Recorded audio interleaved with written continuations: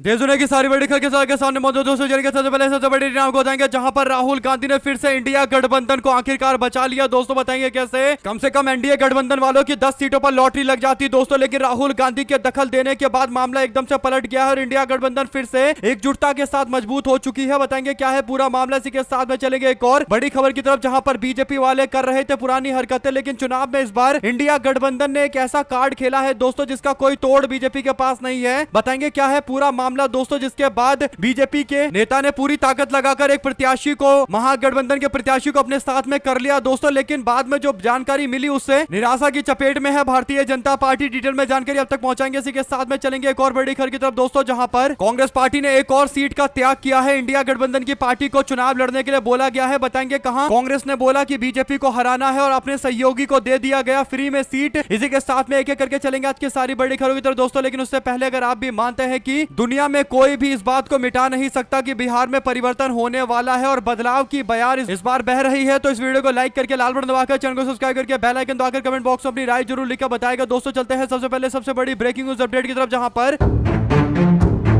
बिहार के विधानसभा चुनाव को लेकर राहुल गांधी के दखल के बाद आखिरकार इंडिया गठबंधन को एक बड़ी सफलता मिली है। दोस्तों आपको बता दें कि राहुल गांधी के करीबी नेता और दोस्तियाना जिनसे संबंध है राहुल गांधी के, झारखंड के मुख्यमंत्री हेमंत सोरेन, उनकी पार्टी झारखंड मुक्ति मोर्चा चाहती है कि देश की कई सारी पार्टियों की तरह उनकी पार्टी यानी झारखंड मुक्ति मोर्चा भी एक राष्ट्रीय पार्टी बने। इसके लिए जरूरी है कि वो एक से ज्यादा राज्यों के अंदर अपना दबदबा दिखाए और बिहार में विधानसभा चुनाव लड़ने के लिए उन्होंने 6 सीटों की मांग की थी। दोस्तों झारखंड मुक्ति मोर्चा ने महागठबंधन से कहा कि हम लोग आपस में मिलकर झारखंड में लड़ते हैं, तो आप लोग बिहार के अंदर भी हमको कुछ सीटें दीजिए, झारखंड मुक्ति मोर्चा को भी लड़वाइए। इसके बाद राहुल गांधी और तेजस्वी यादव ने सीट बंटवारे को लेकर कई राउंड की बैठक की दोस्तों। हालांकि बैठक के बाद अनाउंस नहीं हो पाया कि कौन सी पार्टी किस सीट पर चुनाव लड़ेगी। ऐसे में आखिरकार झारखंड मुक्ति मोर्चा ने पूरे मामले पर भड़कते हुए लगभग 6 सीटों पर अपने उम्मीदवार उतारने का ऐलान कर दिया दोस्तों। और झारखंड मुक्ति मोर्चा जिन 6 सीटों पर चुनाव लड़ाने वाला था, उन सीटों पर राष्ट्रीय जनता दल और कांग्रेस पार्टी को अच्छा खासा नुकसान हो सकता था दोस्तों, क्योंकि झारखंड मुक्ति मोर्चा को आदिवासी समाज की पार्टी बोला जाता है। जहां से वो चुनाव लड़ेंगे वहां पर आदिवासी समाज के लोग झारखंड मुक्ति मोर्चा को समर्थन देंगे, तो इससे इंडिया गठबंधन के वोट कटेंगे और फायदा एनडीए वाले ले जाएंगे। ऐसे में खबर ये सामने आई कि झारखंड मुक्ति मोर्चा 6 उम्मीदवार उतारने जा रही है और आगे दिनों के अंदर और कई सारे उम्मीदवार उतारे जा सकते हैं। लेकिन बाद में जब राहुल गांधी को पता चला दोस्तों, तो राहुल गांधी ने इस मामले पर खुद अपने आप पर्सनल दखल दी है। जानकारी यह है कि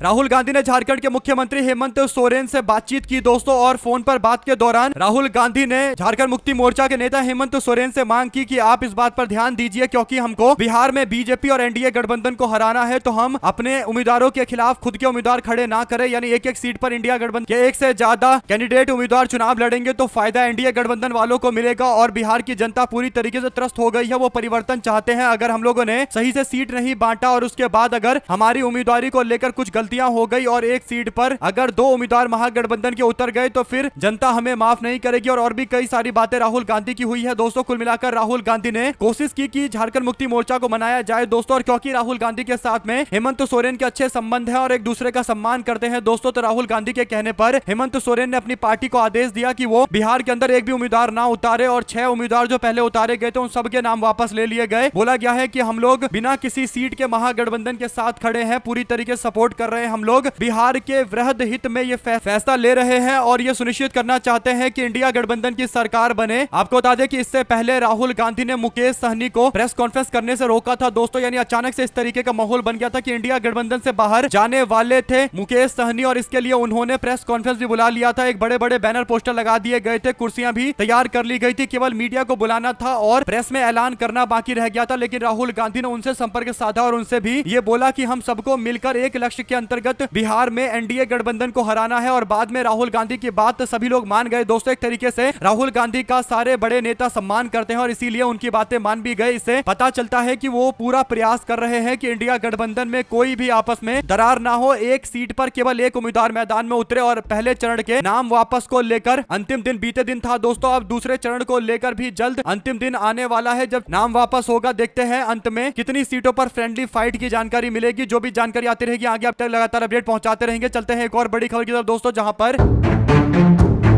कुछ लोग सोच रहे थे कि महागठबंधन के अंदर लगभग 4 या 5 ऐसी सीटें हैं जहां पर महागठबंधन के दो उम्मीदवार चुनाव में उतरे हुए हैं। आखिर इसके पीछे कारण क्या है? दरअसल दोस्तों एक ऐसा मामला सामने आया है जिससे कह सकते हैं कि कुछ सीटों पर दो उम्मीदवार उतारना जरूरी भी था। इसका सीधा सीधा एग्जांपल सामने आया है। बिहार में भारतीय जनता पार्टी के उप मुख्यमंत्री सम्राट चौधरी के तारापुर विधानसभा सीट को लेकर दोस्तों वो तारापुर से चुनाव लड़ रहे हैं और क्योंकि उप मुख्यमंत्री है भारतीय जनता पार्टी का चेहरा है तो एनडीए गठबंधन वाले उम्मीद कर रहे थे कि यहां पर कोई खास बड़ा उम्मीदवार नहीं उतरेगा आरजेडी की ओर से या फिर महागठबंधन की ओर से, लेकिन महागठबंधन ने दो उम्मीदवार उतार दिए। एक तो वीआईपी पार्टी के उम्मीदवार शकल देव बिंद को मैदान में उतारा गया मुकेश सहनी की पार्टी के द्वारा और राष्ट्रीय जनता दल ने भी यहां पर अरुण शाह को मैदान में उतार दिया दोस्तों। और अब हुआ ये कि दो उम्मीदवार यानी दो महागठबंधन की पार्टी के दो उम्मीदवार बीजेपी के नेता के सामने चुनावी मैदान में उतर गए। इसके बाद माहौल ये बना कि कहीं ना कहीं इंडिया गठबंधन गलती कर रही है कि एक ही सीट पर दो उम्मीदवार उतार दिए गए, लेकिन बाद में पता चला दोस्तों बीते दिन की वीआईपी पार्टी के नेता शकल देव बिंद ने अपनी उम्मीदवारी को त्यागते हुए सम्राट चौधरी यानी भारतीय जनता पार्टी के नेता के साथ में जाकर उन्हें अपना समर्थन दे दिया यानी उम्मीदवारी वापस ले ली दोस्तों। अगर सोचिए इस सीट पर केवल वीआईपी पार्टी का उम्मीदवार शकल देव बिंद होते तो फिर ये सीट तो भारतीय जनता पार्टी और एनडीए गठबंधन वालों के लिए एक तोहफा हो जाता दोस्तों, लेकिन इंडिया गठबंधन ने दो पार्टियों ने अपना उम्मीदवार उतार कर बीजेपी का खेला पहले ही खत्म कर दिया दोस्तों। राष्ट्रीय जनता दल ने तारापुर सीट से राजद के वरिष्ठ नेता अरुण शाह को मैदान में उतार दिया दोस्तों। अरुण शाह अब यहां पर उम्मीदवार होंगे यानी उनके लिए अच्छा हुआ है कि वीआईपी पार्टी का उम्मीदवार बीजेपी के साथ में चला गया। कम से कम महागठबंधन का यहां एक उम्मीदवार अब मैदान में उतरा हुआ है और मुकाबला अब बराबरी का होगा। अगर आप भी मानते हैं दोस्तों कि एकदम सही स्ट्रेटेजी अपनाई गई है महागठबंधन के द्वारा और ये सोची समझी प्लानिंग के तहत किया गया है, ये कोई ऐसा नहीं है कि गठबंधन में आपस में इतनी ज्यादा फूट पड़ी है कि पार्टी के लोग एक दूसरे को देखना नहीं चाहते और एक एक सीट पर दो उम्मीदवार उतार दिए गए हैं। अगर आप भी मानते हैं दोस्तों कि ऐसी और भी स्ट्रेटेजी अपनानी चाहिए क्योंकि सबको पता है कि भाजपा वाले क्या खेल खेलने वाले हैं, जो खेल खेलने वाले हैं उसमें पहले ही शिकस्त देने के लिए तैयारियां भी उस तरीके की होनी चाहिए। दो शब्द जरूर लिखकर बताइएगा दोस्तों और अपनी राय जरूर लिखिएगा। चलते हैं एक और बड़ी अपडेट की तरफ जिसमें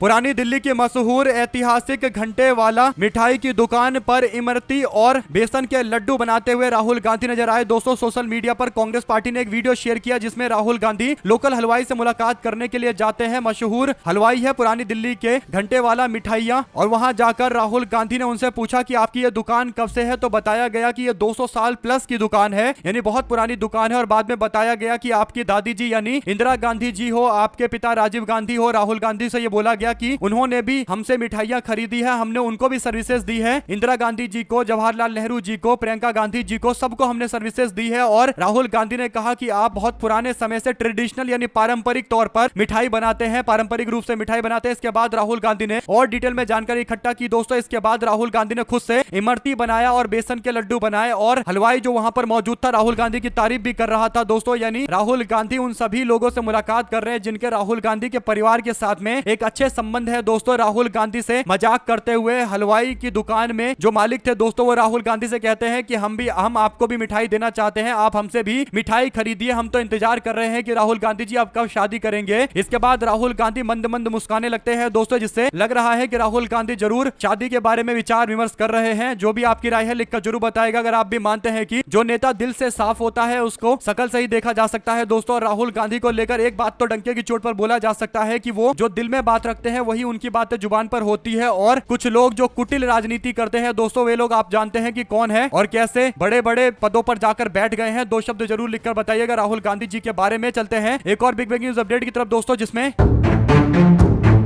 बीजेपी को हराने के लिए और महागठबंधन को मजबूती कर देने के लिए अगर कोई पार्टी सबसे ज्यादा त्याग करती है तो वो कांग्रेस पार्टी है दोस्तों। एक और ताजा मामला सामने जम्मू और कश्मीर से सामने आया है जहां पर नगरोटा विधानसभा सीट पर उपचुनाव होने वाले हैं। यहां पर नेशनल कॉन्फ्रेंस ने कांग्रेस से कहा था कि वो अपना उम्मीदवार उतार सकती है, लेकिन कांग्रेस पार्टी ने इंकार कर दिया। कांग्रेस ने कहा कि हम अपना कोई उम्मीदवार नहीं उतारना चाहते, हम कांग्रेस पार्टी के तौर पर इंडिया गठबंधन को मजबूत करना चाहते हैं। कांग्रेस ने तर्क दिया कि उसने ऐसा इसलिए नहीं किया क्योंकि बीजेपी को हराने के लिए एक बड़ा जो टारगेट है उसे हमें पूरा करना है, यानी भाजपा को हराना सबसे बड़ा टारगेट है। आपसी हित तो हम बाद में भी साध सकते हैं। यानी अगर नेशनल कॉन्फ्रेंस ने जो बोला कि कांग्रेस पार्टी अपना उम्मीदवार उतार सकती है तो अगर कांग्रेस अपना उम्मीदवार उतारेगी तो सीधी सी बात है दोस्तों कि कांग्रेस पार्टी का उम्मीदवार भी अच्छी खासे वोट काटेगा और कहीं भी दूर दूर तक बीजेपी के लिए कोई समीकरण ऐसा बन गया जिससे बीजेपी वहां चुनाव जीत गई तो ये एक तरीके से महागठबंधन की सामूहिक हार होगी। इसीलिए जरूरी है कि कोई भी विकल्प ना छोड़ा जाए, कोई भी कतरा ना छोड़ा जाए और यह सुनिश्चित किया जाए कि सब कुछ सही तरीके तरीके से हो, इंडिया गठबंधन अपने दम पर सरकार बनाए और अपने दम पर चुनाव जीते। इसीलिए जम्मू और कश्मीर के नगरोटा विधानसभा सीट में कांग्रेस पार्टी ने अपना उम्मीदवार उतारने से मना कर दिया है। कांग्रेस ने इंकार के बाद नेशनल कॉन्फ्रेंस ने जिला विकास परिषद के सदस्य शमीम बेगम को अपना उम्मीदवार बनाकर मैदान में उतारा है। दोस्तों, इस सीट पर 11 नवंबर को वोट डाले जाएंगे। जम्मू और कश्मीर प्रदेश कांग्रेस कमेटी के प्रवक्ता रविंद्र शर्मा ने कहा कि कांग्रेस ने बीजेपी को हराने के टारगेट को मद्देनजर रखते हुए ये फैसला लिया है। हम एनसी के साथ में खड़े हैं, यानी एनसी की जम्मू और कश्मीर में सरकार है दोस्तों, और कांग्रेस पार्टी इसका हिस्सा नहीं है। इसके बावजूद कांग्रेस पार्टी ये सोच रही है कि महागठबंधन को क्यों कमजोर किया जाए, तो अच्छा रहेगा कि उपचुनाव में बीजेपी के लिए कोई विकल्प छोड़े ही ना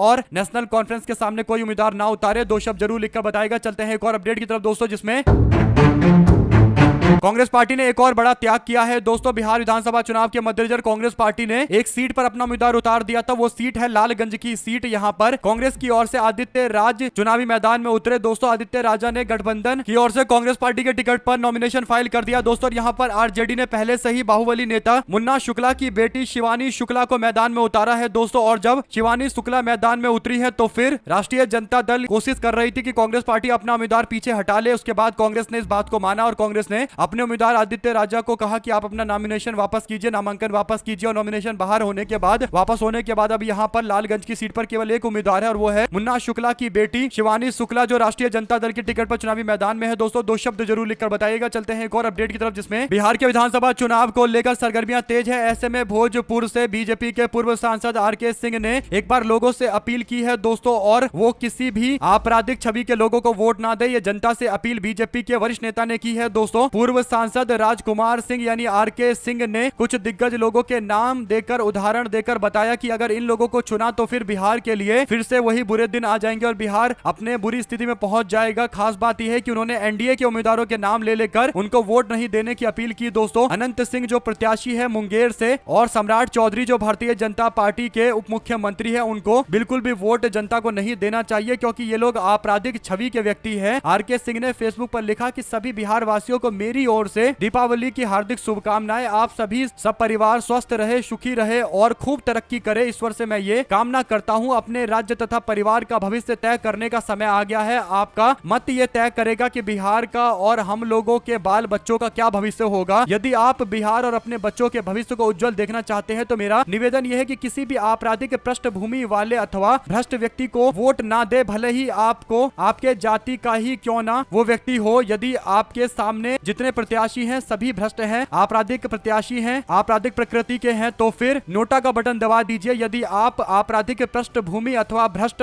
लोगों को चुनेंगे तो अपराध और भ्रष्टाचार का बिहार में बोलबाला और ज्यादा बढ़ेगा, बिहार का विकास कभी नहीं हो पाएगा। इसके बाद उन्होंने कई सारे उदाहरण दिए हैं दोस्तों। उदाहरण में उन्होंने कहा कि मोकामा से जो जनता दल यूनाइटेड का प्रत्याशी है अनंत सिंह, उस पर हत्या, नरसंहार, अपहरण जैसे गंभीर मामले दर्ज है। और जब मैं 1985 में पटना का जिलाधिकारी था तो ये व्यक्ति अपने भाई दिलीप सिंह और विवेका सिंह के साथ अनुमंडल के सामने उपद्रव कर रहा था, तो मैं पटना में वहां पर पहुंचकर उसको पीटकर भगाकर आया। मोकामा से आरजेडी के प्रत्याशी सूरज भान को लेकर भी उन्होंने ये दावा किया है। इसके बाद एनडीए के एक और प्रत्याशी राजबल्लभ यादव की पत्नी विवाह देवी को लेकर भी उन्होंने बताया कि राजबल्लभ यादव बलात्कार जैसे जघन्य अपराध के लिए पॉक्सो एक्ट के आरोपी है और खुद चुनाव नहीं लड़ रहे हैं, अपनी पत्नी को चुनाव लड़वा रहे हैं। यानी एनडीए गठबंधन का एक और व्यक्ति जो आपराधिक छवि का है उसे भी पूरी तरीके से एक्सपोज किया गया है दोस्तों। ये सारी बातें कोई विपक्ष के नेता नहीं बल्कि भारतीय जनता पार्टी के वरिष्ठ नेता आरके सिंह बोल रहे हैं, जिनको मोदी सरकार में कैबिनेट मंत्री के तौर पर 2 बार काम करने का मौका मिला है। अगर आप भी मानते हैं कि आरके सिंह एकदम सही एक्सपोज कर रहे हैं एनडीए गठबंधन और बीजेपी वालों को, तो अपनी राय जरूर लिखकर बताइएगा। चलते हैं एक और अपडेट की तरफ, जिसमें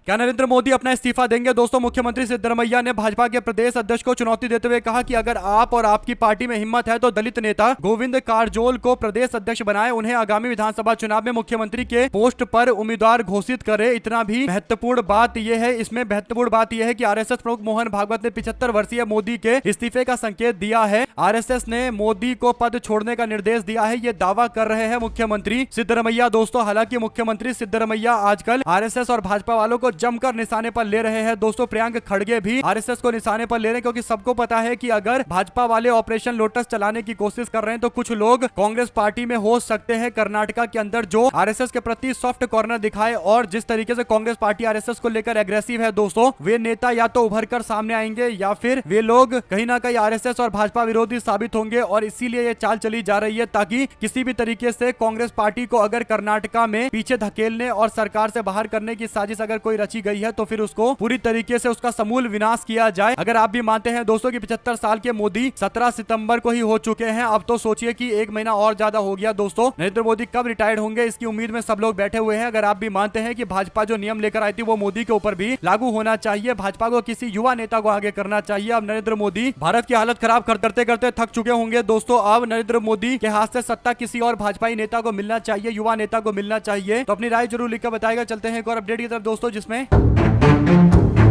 राष्ट्रीय जनता दल सुप्रीमो लालू प्रसाद यादव के बेटे और जनशक्ति जनता दल के चीफ तेज प्रताप यादव पर एफआईआर हो गई है। उन पर आचार संहिता के उल्लंघन का मामला आरोप लगा है। दरअसल दोस्तों दूसरी ओर बीजेपी के नेता और केंद्रीय मंत्री गिरिराज सिंह के नमक हराम यानी मुस्लिम समाज के लोगों को लेकर अभद्र भाषा के इस्तेमाल को लेकर विवाद खड़ा हो गया है दोस्तों। भारतीय जनता पार्टी के नेता गिरिराज सिंह के बयान को लेकर जनता दल यूनाइटेड ने नाराजगी जाहिर करते हुए इसे लेकर एफआईआर तक की मांग कर दी है, कार्रवाई की मांग कर दी है दोस्तों। जेडीयू नाराजगी जाहिर करते हुए उसके प्रवक्ता ने कहा कि इस तरीके के बयान नहीं देने चाहिए। अगर आप भी मानते हैं दोस्तों कि जेडीयू वालों को अब भाषणबाजी कम करना चाहिए और अगर वाकई वे चिंता है मुस्लिम समाज के लोगों को लेकर चिंतित है तो फिर गिरिराज सिंह से माफी मंगवाया जाए और गिरिराज सिंह के खिलाफ कानूनी कार्रवाई भी की जानी चाहिए। चलते हैं एक और अपडेट की तरफ दोस्तों, जिसमें बिहार में बदलाव का दावा करने वाले प्रशांत किशोर को चुनाव से पहले ऐसा तगड़ा झटका लगा है दोस्तों, जिसके बाद उनकी छवि एक बार फिर से और ज्यादा खराब हो गई है। सवाल सबसे बड़ा ये उठता है कि क्या प्रशांत किशोर के जो उम्मीदवार है वो भारतीय जनता पार्टी को लेकर एक सॉफ्ट कॉर्नर रखते हैं। कारण यह है दोस्तों कि बक्सर के ब्रह्मपुर विधानसभा सीट से जनसुराज पार्टी ने अपने उम्मीदवार के तौर पर सत्य प्रकाश तिवारी को मैदान में उतारा था दोस्तों, लेकिन सत्य प्रकाश तिवारी ने नाटकीय घटनाक्रम में अचानक से अंतिम समय में अपना नामांकन वापस ले लिया। डॉक्टर सत्य प्रकाश तिवारी इस निर्णय को लेते हुए लोगों को चौंका गए दोस्तों और भारतीय जनता पार्टी के उम्मीदवार का समर्थन किया गया। इसी के साथ में एक और सीट थी जहां पर उनको तगड़ा झटका दिया गया। प्रशांत किशोर की पार्टी के दो नेताओं ने अपना नामांकन अचानक से वापस ले लिया दोस्तों, जिसके कारण भारतीय जनता पार्टी को फायदा मिल रहा है। अगर आप भी मानते हैं कि जिस तरीके से उम्मीदवारों की वापसी हो रही है यानी उम्मीदवार चुनाव नहीं लड़ना चाहते, जरूर जनसुराज पार्टी के साथ एक बड़ा धोखा हुआ होगा दोस्तों। उनके पार्टी से टिकट लेने के लिए वे लोग पहुंचे हैं जो कहीं ना कहीं भाजपा को लेकर एक सॉफ्ट कॉर्नर रखते हैं और अब उन्हें मौका मिला बीजेपी को सपोर्ट करने का, तो पहले टिकट ले लिया जनसुराज से और अब नॉमिनेशन ही वापस ले लिया गया दोस्तों। साथ साथ चलते हैं एक और अपडेट की तरफ, जहां पर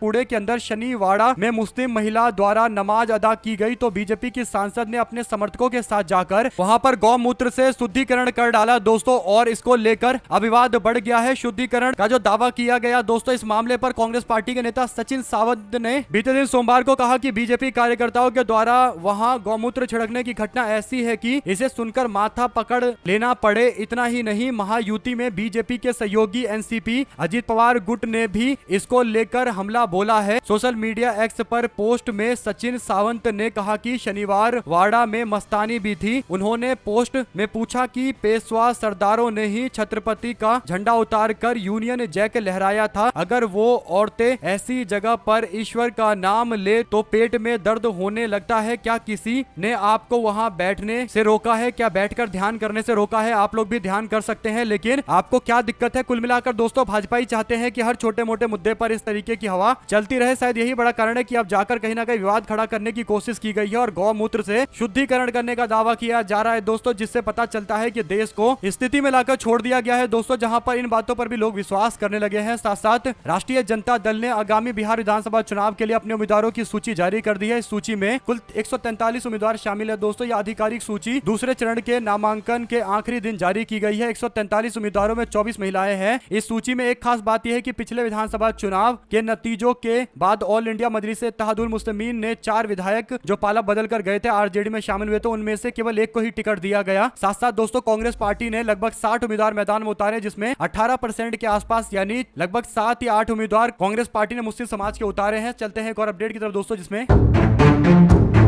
दिल्ली में जमकर पटाखे फोड़े गए दोस्तों, जिस कारण जो AQI था, एयर क्वालिटी इंडेक्स, वो 1991 हो गया। और सोचिए, इंडिया के अंदर खासकर दिल्ली के अंदर पॉल्यूशन अमूमन ज्यादा रहता है, लेकिन उसमें भी अगर इतने ज्यादा पटाखे फोड़े गए दोस्तों की स्थिति ऐसी हो गई है कि 1991 AQI हो चुका है। तो ये भयावह स्थिति है। 2 शब्द जरूर लिखकर बताएगा इस पूरे मामले पर। अगर आप भी मानते हैं दोस्तों की लोगों के जीवन के साथ खिलवाड़ नहीं करना चाहिए, कोर्ट ने बैन लगाया था, इसके बावजूद बीजेपी की दिल्ली सरकार और केंद्र सरकार बैन को सही तरीके से लागू करवाने में पूरी तरीके से फेल हो गई दोस्तों। और यही बड़ा कारण है कि इतने पटाखे फोड़े गए, ब्लैक में लोग खरीद कर ले गए और पटाखे फोड़कर पूरी दिल्ली को एक तरीके से धुएं में तब्दील कर दिया गया है। अगर आप भी मानते हैं दोस्तों कि ये लोगों के स्वास्थ्य से जुड़ा हुआ मुद्दा है, लेकिन इसे धर्म से जोड़कर जैसे तैसे कहीं ना कहीं कोर्ट के फैसले को हिंदू विरोधी बताकर एक माहौल बनाकर देश में फिर पॉल्यूशन फैलाया गया और खासकर दिल्ली को तो एकदम चैम्बर में तब्दील कर दिया गया है दोस्तों। अगर आप भी मानते हैं कि ये काफी अनपढ़पना है, जब सबको पता है कि पॉल्यूशन होता है, इसके बावजूद इस तरीके की हरकतें करना, तो अपनी राय जरूर लिखकर बताएगा। हमारे साथ लगातार जुड़े रहने के लिए दोस्तों, भाइयों बहनों मित्रों का बहुत बहुत धन्यवाद। आप लोग देख रहे थे आपका अपना चैनल जय हिंद जय भारत। ज्यादा से ज्यादा वीडियो को शेयर कीजिएगा दोस्तों। बहुत धन्यवाद।